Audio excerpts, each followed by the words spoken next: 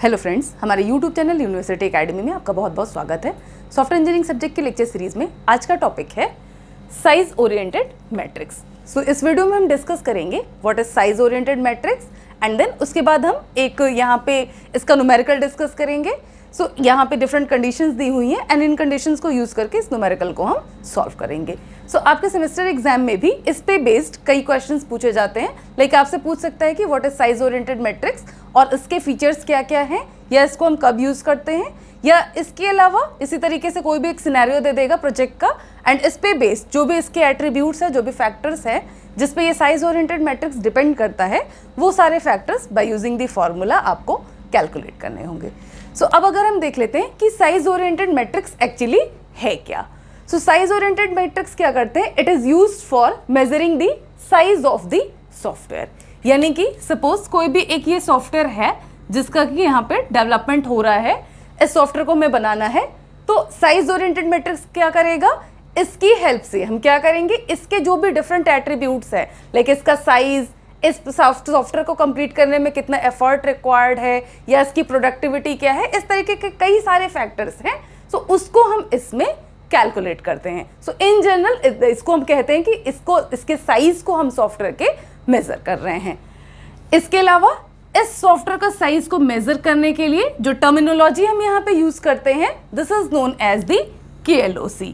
इसको कहते हैं KLOC stands for kilo line of code या 1000 लाइन ऑफ कोड्स। अब इसका जो ये KLOC का रोल है, इसको करते कैसे हैं, जैसे मान लीजिए सिंपली यहाँ पे हमने कोई C कोड लिखा है, इस तरीके से 1 लाइन 2 लाइन 3 लाइन एंड 4, इस तरीके से एक कोड लिखा गया है। अब इसमें हम सिंपली क्या करेंगे, ये जो भी लाइंस हैं इसको हम काउंट कर लेंगे। तो इसका जो भी ये KLOC पता करने का तरीका यही है कि इसमें जितने भी लाइंस इन्वॉल्व हैं इस कोड में, उसको हम काउंट करेंगे एक्सेप्ट यहाँ पे ब्लैंक एंड कमेंट। क्योंकि बहुत बार इस कोड में क्या होता है, हम कुछ लाइंस को यहाँ पे कमेंट कर देते हैं, या कई बार इस तरीके से कोई एक स्पेस छोड़ के देन इसके बाद हम ये नेक्स्ट लाइन स्टार्ट करते हैं। सो इस टाइप का जितना भी यहाँ पे है, जितने भी कमेंट्स हैं, जितने भी ब्लैंक स्पेसेस हैं, इसको छोड़ के जितने भी लाइन का आपका कोड है हम इसको काउंट कर लेंगे। तो सिंपली इसको हम इस काउंटिंग को रिप्रेजेंट करते हैं KLOC के टर्म में, यानी कि 1000 लाइन ऑफ कोड्स। यानी कि जो भी वैल्यू होगी आपकी 1000, तो इस तरीके से 0.1 KLOC कर सकते हैं अगर है, और मान लीजिए 1000 एग्जैक्ट है तो इसको 1 KLOC आपका हो जाएगा एंड सो ऑन। 20,000 है या 2000 है, दैट डिपेंड्स। तो उसको हम इस तरीके से KLOC के फॉर्म में रिप्रेजेंट करेंगे। अब ये वाला हम ऑलरेडी डिस्कस कर चुके हैं कि ब्लैंक और कमेंट को काउंट नहीं करना है। अब जो पैरामीटर्स इसमें इंक्लूडेड हैं इस साइज ओरिएंटेड मैट्रिक्स में, वो सारे पैरामीटर्स मैंने यहाँ पे लिखे हुए हैं जिसको कि हमें यहाँ पे कैलकुलेट करना रहेगा। अब पैरामीटर्स कौन कौन से इन्वॉल्व है, first one is the size, then effort, productivity, quality, cost and documentation. जिसमें से साइज आपको ऑलरेडी पता होगा। मींस इस तरीके से कोई भी एक सिनेरियो दिया रहेगा आपको कि कोई एक प्रोजेक्ट, मान लीजिए ABC, ये 3 अलग अलग प्रोजेक्ट हैं जिसको कि कंप्लीट किया जा रहा है या उसको कंप्लीट किया गया है, उसका अलग अलग एफर्ट दिया गया है कि A को कंप्लीट करने में ये 48% पर मंथ इतना एफर्ट लगता है, B को कंप्लीट करने में 58% पर मंथ यहाँ पे एफर्ट लगता है, एंड C को कंप्लीट करने में 63% पर मंथ इतना एफर्ट यहाँ पे लगा है। इसके साथ साथ यहाँ पे ये जो भी उसका कॉस्ट है उसको डॉलर के टर्म में इस तरीके से के मीन्स रिप्रेजेंट किया गया है, 139, 142 एंड 165। इसके अलावा हर एक प्रोजेक्ट का जो भी ABC है, इसका KLOC की वैल्यू ऑलरेडी आपको यहाँ पे गिवन है। वो पहले भी अगर क्वेश्चन इस तरह से आता भी है तो उसमें ये वैल्यू आपको ऑलरेडी गिवन रहेगी, और अगर नहीं गिवन है, कोई कोड देता है, तो उससे आप काउंट करके भी KLOC की वैल्यू यहाँ पे पता कर सकते हो। इसके अलावा पेजेस, यानी कि जो भी डॉक्यूमेंट रेडी किया गया है उस प्रोजेक्ट को बनाने में, उसमें कितने पेजेस रिक्वायर्ड है, कितने पेजेस लगे हैं एक्चुअली। तो A को कंप्लीट करने में सपोज 545 लगे हैं, B को कंप्लीट करने में 635 पेज का डॉक्यूमेंटेशन रेडी किया गया है, एंड C के लिए 333 पेजेस का डॉक्यूमेंटेशन यहाँ पे रेडी किया गया है। और इसके अलावा लास्ट जो यहाँ पे कॉलम है दैट इज एरर्स, यानी कि इस एक प्रोजेक्ट को बनाने में कितना नंबर ऑफ एरर्स यहाँ पे आया है। इस तरीके से in case of B 53 errors है या C 22 एरर्स। ये फाइनल एरर्स की बात नहीं कर रहा है, किसी पर्टिकुलर सिनेरियो पर्टिकुलर टाइम पे, जिस टाइम पे ये एरर आई होगी, हो सकता है बाद में इन एरर्स को रिमूव भी कर दिया गया होगा। सो उस टाइम पे हमें यहाँ पे कैलकुलेट करना है इसका साइज, और उसके साइज के साथ साथ different parameters like productivity, quality, cost and documentation. तो अब ये कैसे करेंगे? सबसे पहला पैरामीटर यहाँ पे है size. Size is equals to KLOC। तो मान लीजिए अब अगर हमें A का करना है, A का पता करना है, तो A की इसकी साइज क्या हो जाएगी? लिखेंगे इस तरीके से, size of A it is equals to KLOC। तो यहाँ पे A KLOC की वैल्यू है 20.2, तो ये हो जाएगा आपका 20.2। इसी तरीके से अगर B का लिखना है तो B की वैल्यू क्या हो जाएगी? 30.4। इसी तरीके से C का अगर लिखना है तो C का हो जाएगा आपका 15.3। तो ये हो गया आपका तीनों जो भी प्रोजेक्ट्स हैं उसके साइज की वैल्यू। एफर्ट अब लिखना है तो इसी तरीके से हर एक प्रोजेक्ट का अलग अलग हम एफर्ट लिख सकते हैं।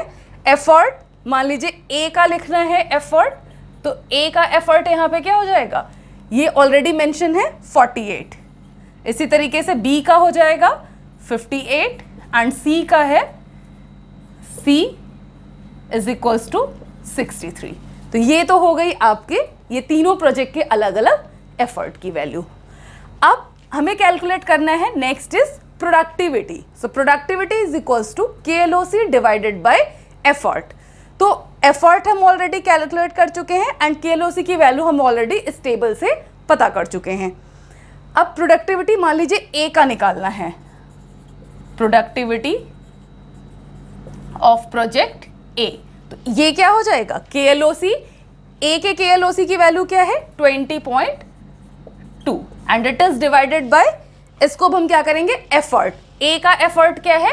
48। तो इस तरीके से 20.2 इसको डिवाइड करेंगे 48 से। सो जो भी वैल्यू आएगी वो यहाँ पे आपके प्रोजेक्ट A के प्रोडक्टिविटी की वैल्यू आ जाएगी। इसी तरीके से अगर B की प्रोडक्टिविटी कैलकुलेट करना है तो अगेन KLOC, B का KLOC क्या है? 30.4। सो इन केस ऑफ B ये हो जाएगा 30.4 and it is divided bye, यहाँ पे B के अगर हम एफर्ट की बात करें तो B का एफर्ट क्या है? 58। ये तो इस तरीके से इस वैल्यू को हम कैलकुलेट कर लेंगे तो यहाँ पे हमें प्रोडक्टिविटी की वैल्यू मिल जाएगी। अब नेक्स्ट जो है, next is quality. So quality क्या है? नंबर ऑफ फॉल्ट पर KLOC, यानी कि फॉल्ट की वैल्यू अगर हमें किसी तरीके से यहाँ पे पता चल जाए एंड उसके साथ साथ KLOC से हम उसको डिवाइड कर देंगे तो हमें ये वैल्यू एग्जैक्टली क्वालिटी की वैल्यू पता चल जाएगी। सो नंबर ऑफ फॉल्ट्स या नंबर ऑफ एरर्स कितना है? इन केस ऑफ A, अगर हम A के लिए कैलकुलेट करते हैं quality, so fault is equals to 39 it is divided by KLOC and A के लिए KLOC क्या है? 20.2। सो इस वैल्यू को हम यहाँ पे कैलकुलेट कर देंगे। आप इसको कैलकुलेटर का यूज करके इसको कैलकुलेट कर सकते हो। सो जो भी वैल्यू आएगी वो आपका यहाँ पे A की क्वालिटी की वैल्यू आपको मिल जाएगी। अब क्वालिटी हो गया, इसी तरीके से B का क्वालिटी कैलकुलेट कर सकते हैं एंड इसी तरीके से C का भी क्वालिटी हम यहाँ पे कैलकुलेट कर सकते हैं। कॉस्ट अब पता करना है। So cost is equals to dollar पर KLOC। सो सबका कॉस्ट वहाँ पे ऑलरेडी मेंशन किया गया है। A का 139, तो A के केस में ये हो जाएगा 139 एंड इसी तरीके से B का केस जो होगा, B के केस में क्या है? 142 and in case of C it is 165। तो इस तरीके से अलग अलग प्रोजेक्ट का जो भी कॉस्ट है इसको हम इस तरीके से मेंशन करेंगे एंड पर KLOC। सो इसको अगेन क्या करेंगे? जो भी यहाँ पे मेंशन है इसका कॉस्ट का वैल्यू एंड उसको डिवाइड कर देंगे KLOC के वैल्यू से। तो इस तरीके से डिवाइड करके हमें ये वैल्यू यहाँ पे मिल जाएगी। Last one is the documentation. So documentation का वैल्यू हमें कैसे पता चलेगा? पेजेस ऑफ डॉक्यूमेंट पर KLOC। So pages of document already यहाँ पे मेंशन है एंड KLOC की वैल्यू हमें ऑलरेडी पता है। सो A के केस में क्या हो जाएगा? पेजेस कितने हैं? 545। A की वैल्यू हो जाएगी 545 and it is divided by KLOC की वैल्यू 20.2। तो इस तरीके से ये हो जाएगा आपका प्रोजेक्ट ए के डॉक्यूमेंटेशन की वैल्यू, यानी कि जो भी नंबर ऑफ पेजेस हैं उसको हम डिवाइड कर देंगे KLOC से, तो हमें यहाँ पे पेजेस पर डॉक्यूमेंट मिल जाएंगे। सो इस तरीके से सारे पैरामीटर्स को हम 1 बाय 1 हर एक प्रोजेक्ट के लिए कैलकुलेट कर सकते हैं। तो जो भी वैल्यू यहाँ पे रिक्वायर्ड है वो हमें मिल जाएगी एंड उसको प्रोजेक्ट को एस्टिमेट करने के लिए हम इन फ्यूचर यूज़ कर सकते हैं। तो ये था आपका साइज ओरिएंटेड मेजर्स। इसमें आप एक बार इसको फिर से देख लीजिएगा, जो भी सारा प्रोसेस है इसको आप समझ लीजिएगा कि जो भी फैक्टर्स किस तरीके से कैलकुलेट करने हैं एंड बहुत ही ईजी है, डायरेक्ट फार्मूला बेस्ड है ये आपका, कुछ इसमें अलग से एज सच कोई कैलकुलेशन इन्वॉल्व नहीं है, बस डायरेक्टली इसको सबको डिवाइड करते जाना है।